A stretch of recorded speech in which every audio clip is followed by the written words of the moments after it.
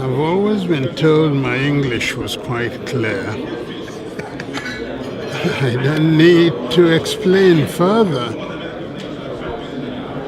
There would be a breakdown of law and order. That's what they're begging for.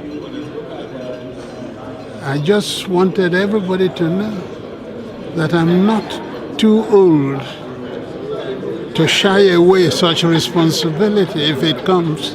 That's all. How can you take a people like the Igbo and try and to impose on them a leadership? It's not possible. It was possible before, but after Biafra, no. Everybody knows that. That's what I really meant. Am I clearer now? Very, very, very clear. Thank you. Yes.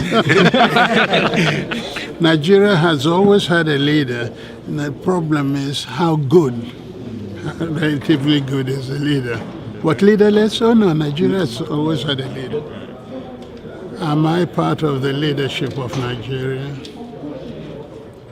I thought that door was closed, and I was caught on the other side. So I don't count when it comes to that. And that is one of the